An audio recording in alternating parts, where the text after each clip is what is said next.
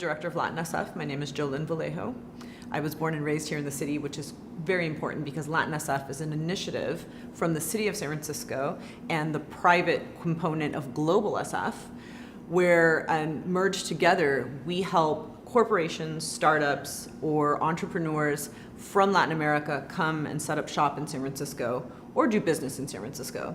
The idea is that we provide support in any way possible, whether it's connecting them to a CPA, lawyer, a particular business license, depending on the industry, or actually helping them establish business connections through partnerships or clients.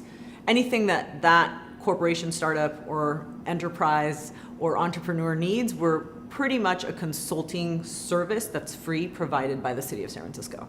We also do some work where companies in San Francisco or larger Bay Area that are looking to open up market in Latin America are also aided by us. We'll either direct them in the right, or we'll point them in the right direction. We'll help them, depending on the industry, with maybe suggestions of areas they haven't thought of. There's some great things going on in Medellin, in Bogota, in Lima, in Uruguay. So depending on what they're looking for and what industry they are, we can sort of say, this might be a good region for you, or maybe stay away from X and Y because there really isn't a market there.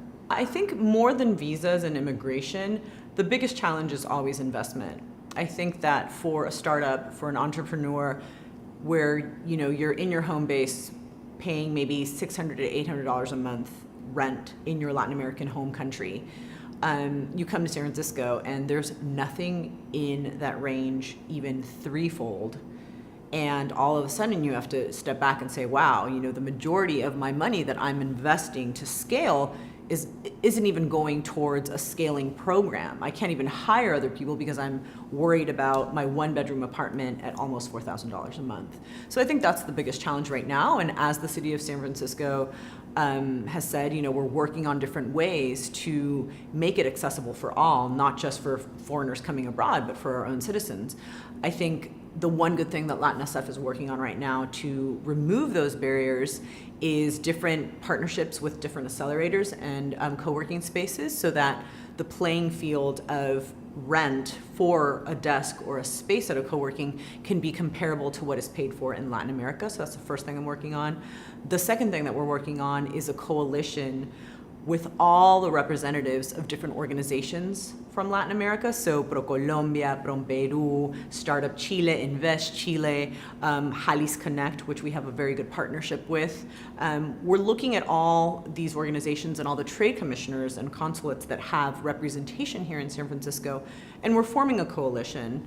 And this coalition is going to be a sort of one-stop shop here in San Francisco for anyone that wants to open up market in Latin America. Whether you're Latin American or whether you're based here in San Francisco, you can still do business through the city of San Francisco and connect to counterparts in different parts of Central and South America and Caribbean, because we manage the whole region, using the city as a geographic sort of starting point.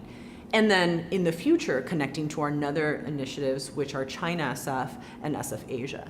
So when we see a Latin American company that's ready to really scale and open up market in these different regions, we can also use our counterpart teams to make and facilitate those connections. So China SF has a set of figures that's very different. They've been around for 10 years. Latin SF started 2015.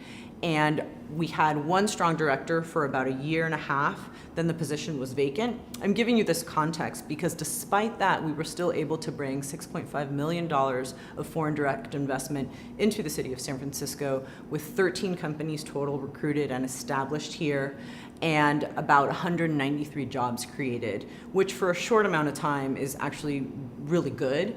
China SF's numbers are up in the billions. Again, that's completely different. They have more than 100 companies recruited and a number of jobs that are, completely not comparable to Latin America, but they're also, they've been around for 10 years, so it's a much longer initiative.